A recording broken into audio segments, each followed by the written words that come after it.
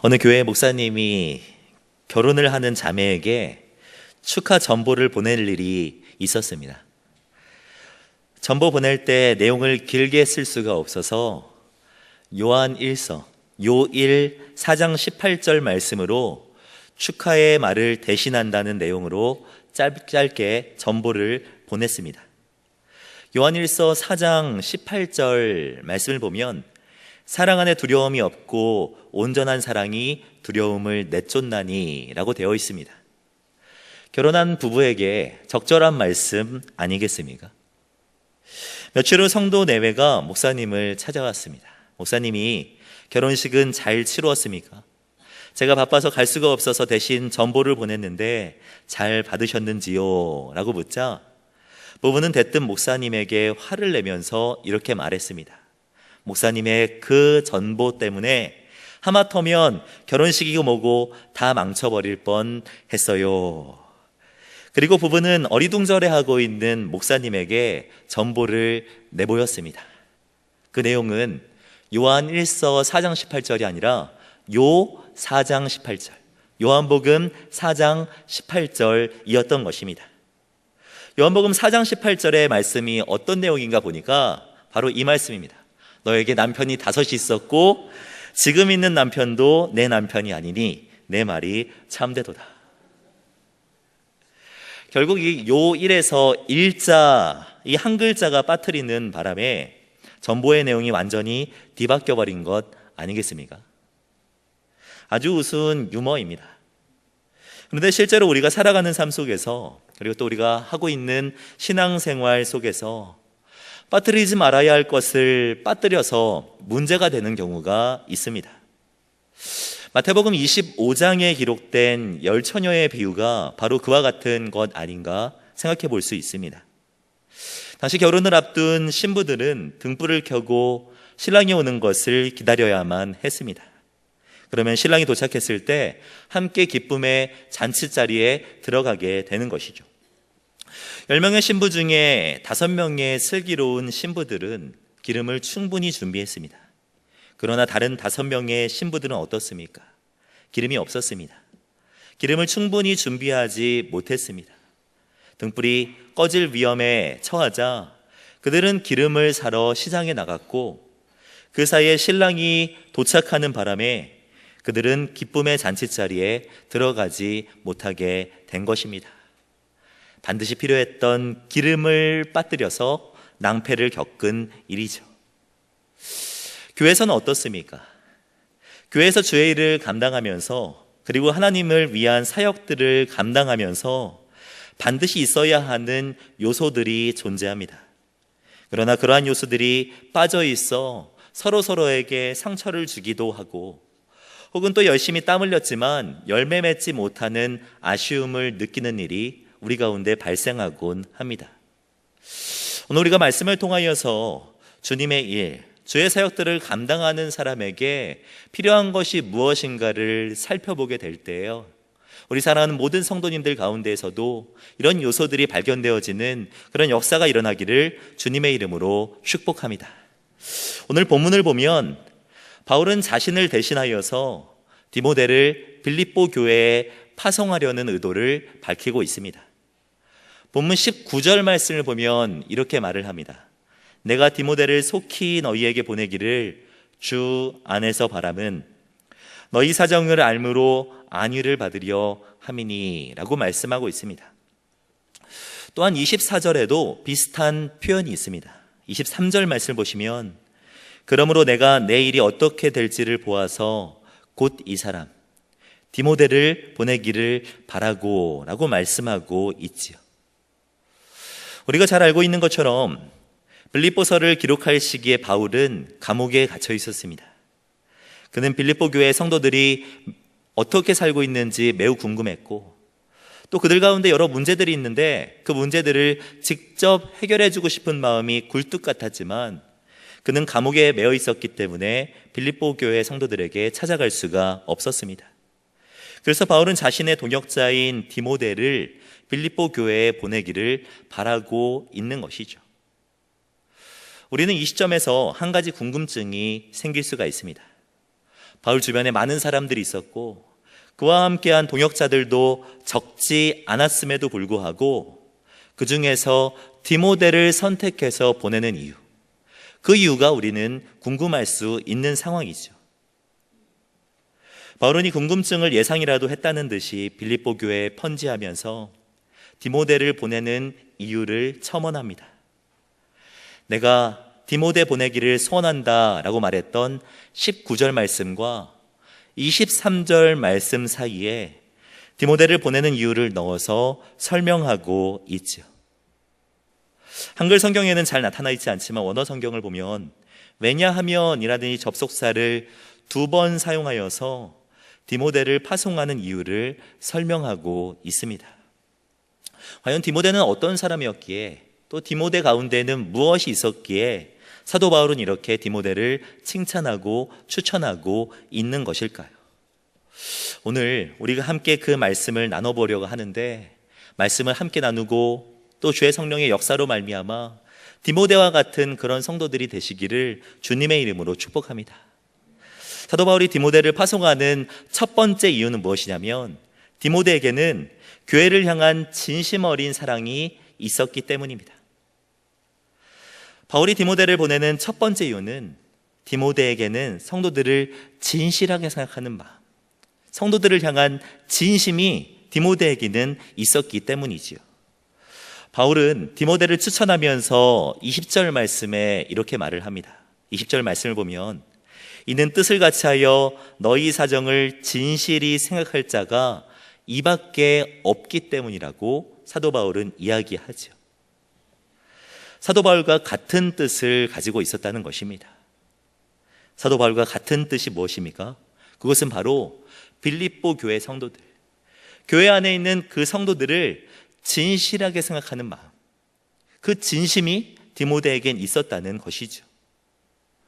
빌립보 교회는 올바른 신앙을 가지고 있었던 교회입니다. 복음에 참여하는 선교적인 교회였습니다. 하지만 그들에게도 어려움이 있었지요. 내부적으로는 원망과 시비로 인하여서 다툼과 분열이 있었습니다. 유오디아를 따르는 무리들과 순두계를 따르는 무리들로 마음이 나누어져서 다툼이 교회 안에 있었던 것을 볼 수가 있습니다. 또한 외부적으로는 이방 종교 세력들의 근거지로서 수많은 이단들의 공격을 받아야 했습니다. 바울은 이런 빌립보 교회 성도들이 걱정됐을 것입니다. 여기 있는 빌립보 성도들은 잘 하고 있는가? 신앙생활은 잘 지켜나가고 있는가? 진실하게 걱정이 되었을 것입니다. 그런데 디모데도 바울과 같은 마음으로 성도들을 진심으로 생각했다고 성경은 이야기하고 있습니다. 여기에서 디모데가 진실히 생각한다라고 표현하는 것은 단순히 그냥 머릿속에 떠올라서 생각한다 이러는 표현 정도가 아닙니다. 여기서 디모데가 진실하게 생각했다라고 하는 이 표현은 참된 관심을 가지고 자기 일처럼 걱정하며 그들을 책임지려는 마음이 디모데에게는 있었다는 의미입니다. 여기서 생각한다라는 이 단어는 성경에서 여러 번 사용되는 단어인데, 이 단어는 단순히 생각한다라는 그 의미보다는 걱정하고 염려한다라는 그 의미로 더 많이 사용되고 있습니다. 실질적인 문제들에 대해서 걱정을 할 때 사용되는 단어가 이 단어이지요. 디모데는 빌립보 교회 성도들을 이렇게 진심으로 생각했다는 것입니다. 마치 자기 일을 생각하듯이 디모데는 빌립보 성도들을 진심으로 생각했다는 것이죠. 사랑하는 성도 여러분, 단순히 생각하는 것과 어떤 사람을 진실하게 걱정하는 것은 분명하게 차이가 납니다. 제가 얼마 전 이것을 느낀 적이 있는데요. 한 번은 버스를 타고 어딘가를 가게 될 때가 있었습니다. 가는 곳이 익숙한 길이라서 대충 이 길이 어느 길인지 또 얼마나 걸리는지를 저는 알고 있었는데, 평소보다 이 가는 길이 더 막히는 것입니다. 무슨 일인가 봤더니 어떤 오토바이가 차에 치여서 쓰러져 있는 것이죠. 그 모습을 보면서 버스 안에 있는 모든 사람들은 오토바이 운전자를 걱정했습니다. 저 사람 괜찮은가? 많이 다치지는 않았는가 하는 그런 걱정을 했습니다.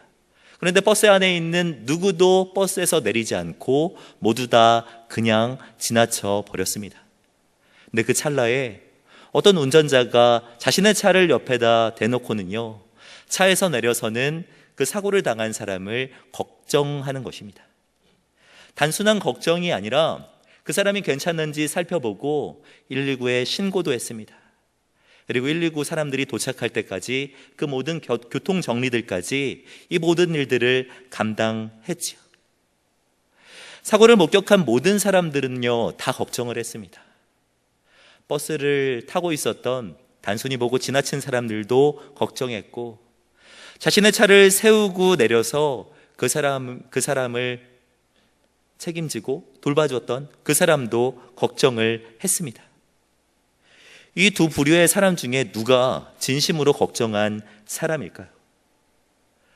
이 두 부류의 사람의 걱정은 분명히 차이 나는 걱정 아니겠습니까? 디모데가 성도를 생각했다는 이 걱정은요, 바로 후자의 걱정일 것입니다. 마치 자신의 일처럼 이 사람이 정말 괜찮은가 진심을 다해서 걱정한 것이 바로 디모데의 걱정이었던 것이죠. 교회 안에 있는 많은 사람들은 서로를 생각한다고 말하고 서로에게 사랑한다고 고백하지만 디모데와 같이 진심으로 성도들을 생각하는 사람은 많지 않은 것 같습니다.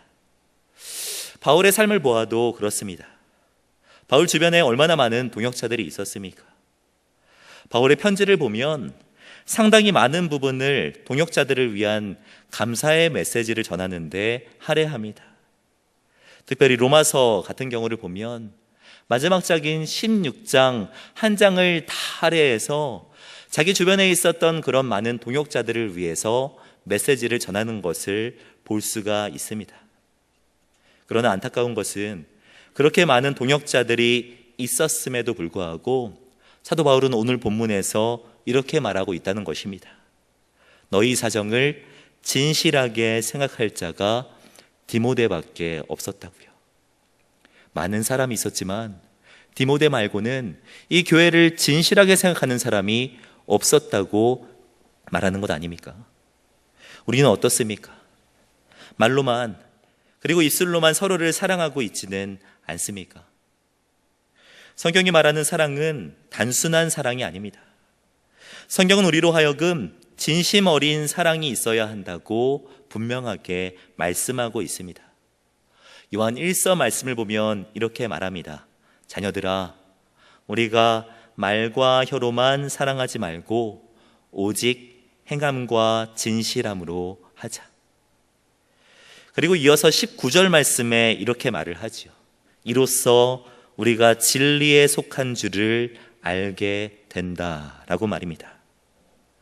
우리가 행함과 진실함으로 사랑하는 모습을 보면서 세상에 있는 많은 사람들은 우리가 진리에 속했다는 것을 알게 됩니다.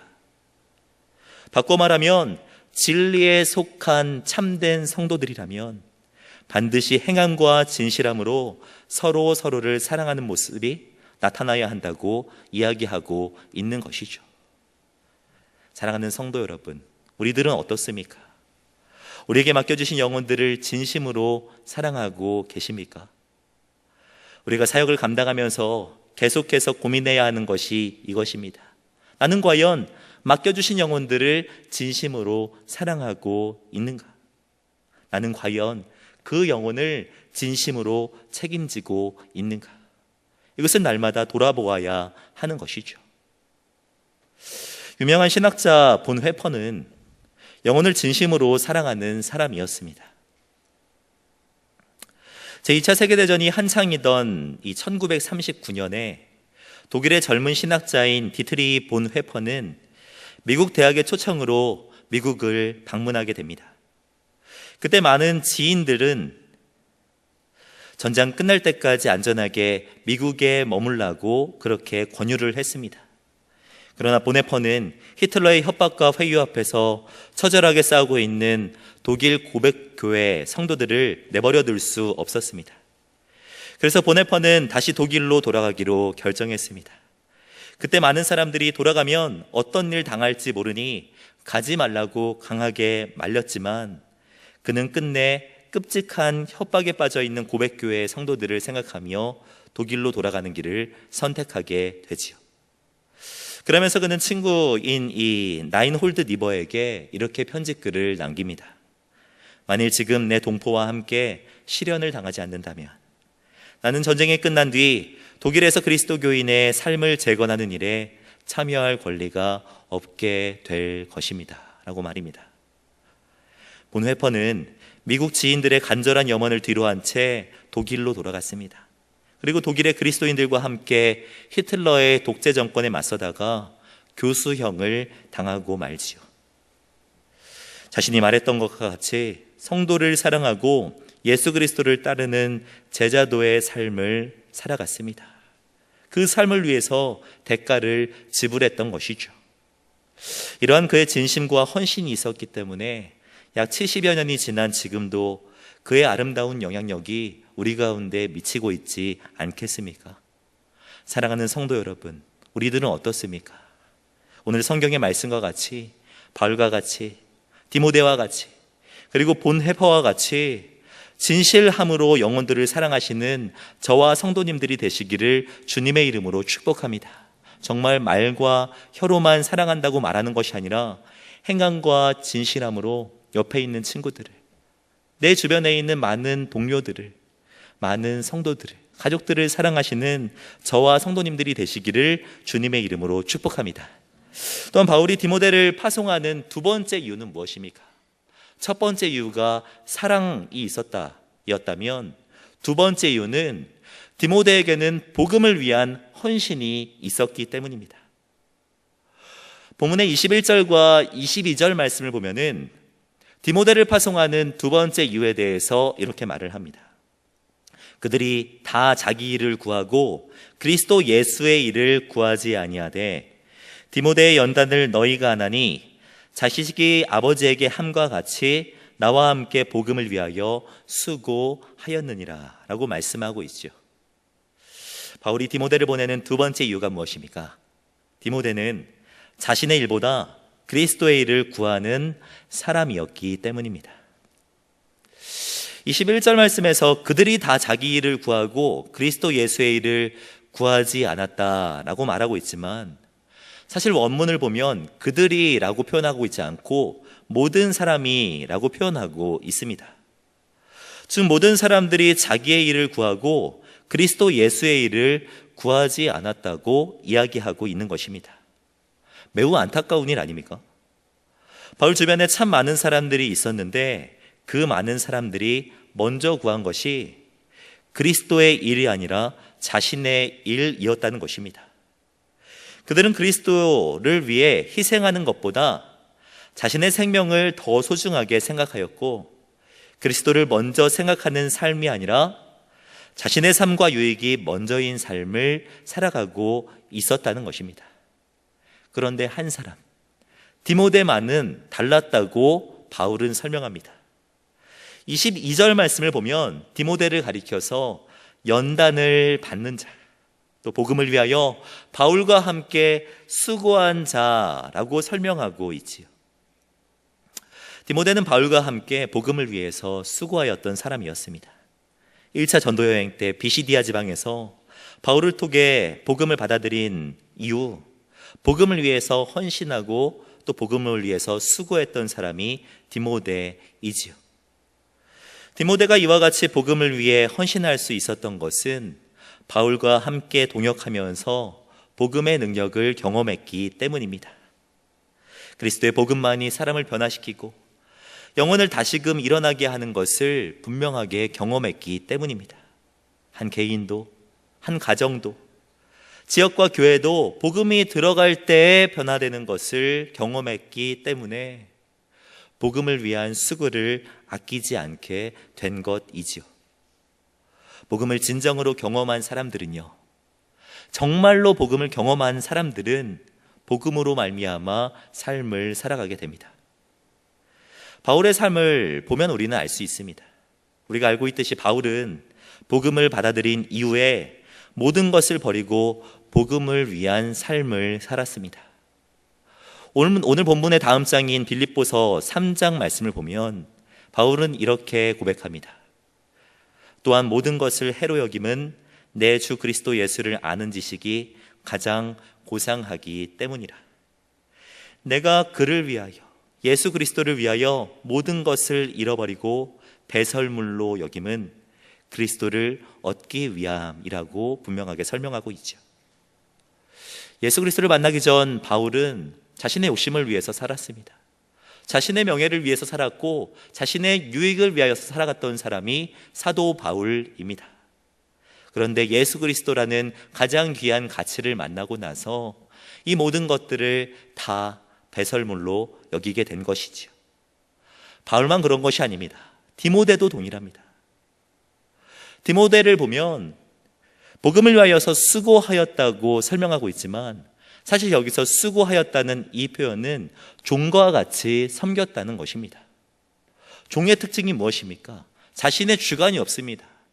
자신의 그런 주장이나 이런 것이 없이 주인의 뜻에 따라 살아가는 사람이 종입니다. 디모데 또한 예수 그리스도를 만나고 가장 귀한 가치인 복음을 만나고 나서 복음을 위한 종으로 삶을 살아갔다고 설명하고 있는 것이죠. 바울과 디모데가 대단한 사람이기에 이런 일들을 감당했던 것일까요? 오늘 말씀을 보면 바울은 디모데와 함께 한 사람을 더 추천하고 있습니다. 바로 에바브로 디도인데요. 그는 지극히 평범한 사람이었습니다. 아픔도 있었고 어려움도 겪은 한 교회의 성도에 불과한 사람이었습니다. 그런데 바울은 그를 어떻게 소개하고 있습니까?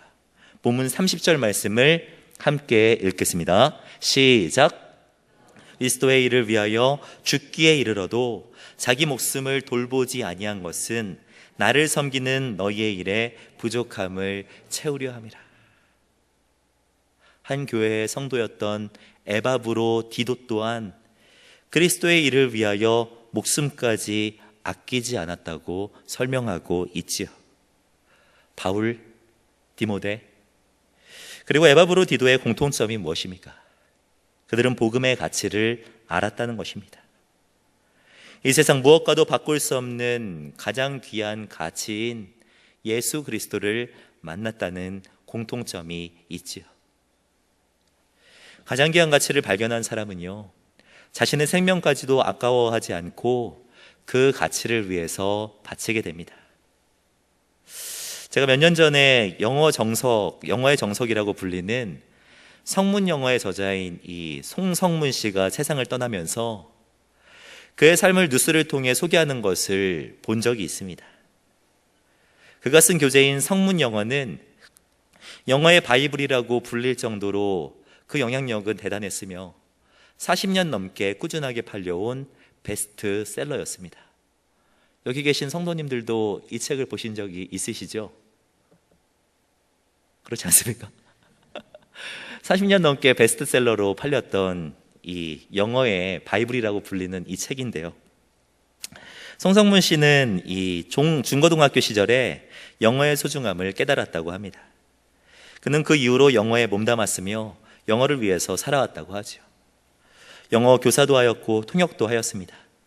그리고 그는 영어 기본 핵심 종합 영어 시리즈를 출판하면서 많은 이들이 영어를 쉽게 익힐 수 있도록 돕는 일을 하였다고 합니다. 그는 영어를 통해서 큰 돈을 벌었지만 재산원이라고는 가족과 함께 살 수 있는 아파트와 또 출판사 이것뿐이었다고 합니다.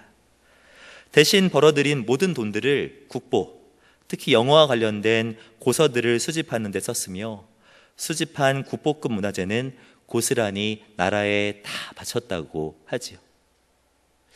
영어라는 이 소중한 가치, 영어 교육이라는 이 소중한 가치를 알았던 송성문 씨는 영어를 위한 삶을 살아갔습니다. 이뿐입니까? 오늘 이 현충일인데 현충일은 나라를 위해서 목숨을 바치신 순국 선열들을 기리는 날 아닙니까? 이분들을 생각하면 이분들은 나라라는 귀한 가치, 또 호국이라는 귀한 가치를 위해서 자신의 목숨까지도 아끼지 않으셨던 분들 아닙니까? 더 소중한 것이 있다면 자신의 덜 소중한 것들은 내려놓게 됩니다. 가장 소중한 가치를 발견하게 되면 자신의 생명까지도 내려놓을 수 있게 되는 것이죠. 사랑하는 성도 여러분, 우리들에게 가장 소중한 것은 무엇입니까? 정말 우리는 복음의 가치가 가장 소중하다고 고백할 수 있습니까? 장로교 종교개혁사를 보면 1960년부터 1660년부터 1688년까지 29년에서 한 30여 년 되는 이 세월 동안 스코틀랜드에서는 약 2만 명의 순교자가 발생했다고 합니다. 그 짧은 세월 동안 인구도 얼마 되지 않는 스코틀랜드 땅에서 2만 명에 가까운 순교자들이 피를 흘리면서 진리의 복음을 지키기 위해 힘썼다고 하지요. 복음의 가치가 그들에게는 그렇게 중요했던 것입니다. 그런데 한국교회는 어떻습니까? 1937년도에 신사참배에 대한 이 서슬퍼런 칼날이 들어오자 대부분의 교회가 신앙을 지키기보다는 변절하고 무릎 꿇게 되었습니다. 그리고 단 50여 명만이, 50명도 채 안 되는 순교자들만이 신앙을 지키기 위해서 목숨을 잃었지요. 신사참배로부터 신앙을 지키기 위해 목숨을 드린 분들의 이름을 대보라고 하면 대부분 몇 명 꼽지 못할 것입니다. 너무나도 마음 아픈 일 아니겠습니까? 생명을 들여서 주님을 섬기고 충성스럽게 믿음의 길을 갈 수 있는 순간에 타협하고 자신의 욕심을 따라 변절하게 된 것 아닙니까? 사랑하는 성도 여러분, 우리에게 가장 소중한 것은 무엇입니까? 복음을 가장 소중하게 생각하시는 저와 성도님들이 되시기를 부탁드립니다.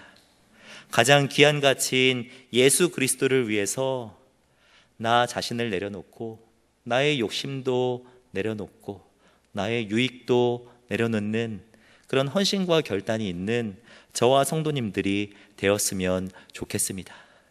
디모데에게 있었던 이 사랑과 복음, 복음과 사랑은 반드시 우리 가운데 나타나야 하는 요소들입니다. 사실 바울이 디모데와 에바브로디도를 추천하는 본문을 온전하게 이해하기 위해서는 빌립보서 전체의 문맥 속에서 이해할 필요가 있습니다. 사도 바울의 이 서신서를 쓰는 그런 구조를 보면 사실 로마서나 고린도전서 그리고 골로새서를 보면 알 수 있듯이 바울은 일반적으로 자신의 동역자들을 누구에게 추천하거나 어떤 일반적인 인물에게 메시지를 전할 때에는 서신의 가장 뒷부분을 할애해서 그런 글을 씁니다. 로마서도 그랬고 고린도전서나 골로새서도 가장 뒷부분의 사람들을 추천하는 내용을 기록하고 있습니다. 그런데 왜 바울이 빌립보서에서는 편지의 핵심이 되는 이 2장 말씀에 이 내용을, 사람들을 추천하는 내용을 기록하고 있을까요? 그것은 빌립보서의 주제와 관련되어서 반드시 여기에 기록되어야만 하기 때문일 것입니다. 빌립보서의 구절을 보면 빌립보서 1장 27절 이후부터 바울은 복음에 합당하게 생활하라 라고 성도들에게 권면하고 있습니다. 빌립보서 1장 27절에서요. 그리고 나서 2장에서는요, 복음에 합당한 생활은 어떤 것인지 상세하게 설명하고 있습니다. 그러면서 그 복음에 합당한 생활은 마음을 같이하여 하나 되는 것, 그리스도의 겸손함을 본받는 것이 그리스도의 복음에 합당한 생활이라고 설명하고 있습니다. 그리고 나서 나타나는 본문이 오늘의 본문입니다. 오늘의 본문을 이 부분에 기록하고 있는 이유가 무엇일까요? 그것은 바로 복음에 합당하게 생활한 샘플이 바로 디모데와 에바브로디도라는 것입니다.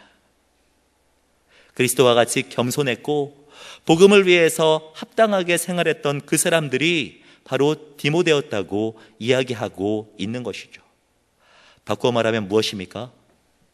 복음에 합당한 사람은요, 참된 성도들에게는요, 디모데와 같이 한 손에는 복음, 한 손에는 사랑, 한 손에는 사랑, 한 손에는 복음이 있어야 한다는 것입니다. 진심으로 성도를 사랑하는 마음, 복음을 위해서 헌신하는 마음이 있을 때 복음에 합당한 삶이 세상 가운데 나타나게 된다고 이야기하고 있는 것이죠. 사랑하는 성도 여러분, 우리 자신을 되돌아보는 시간이 되었으면 좋겠습니다. 우리에게는 정말 사랑이 있는가? 우리에게는 정말 복음을 위한 헌신이 있는가 돌아보시기를 부탁드립니다. 우리는 성도와 함께 하나님의 사역자로 부름을 받았지요.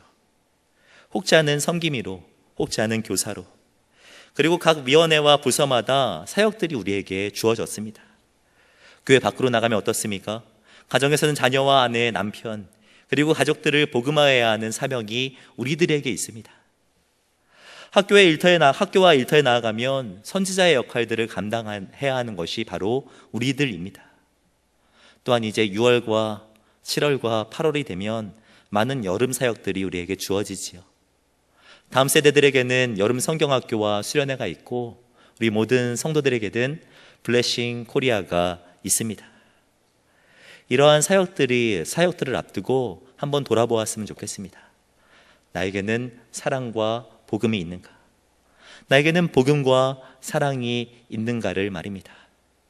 디모데와 같이 한 손에는 복음을 들고 한 손에는 사랑을 들고 온 땅 구석구석 나아가 거하는 모든 처소를 복음화시키는 저와 성도님들이 되시기를 주님의 이름으로 축복합니다.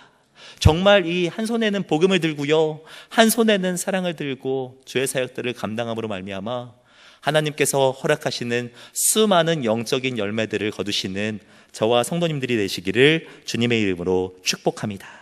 기도하겠습니다. 사랑하는 하나님, 우리를 주님의 나라요 거룩한 백성 삼아주시는 은혜에 감사드립니다.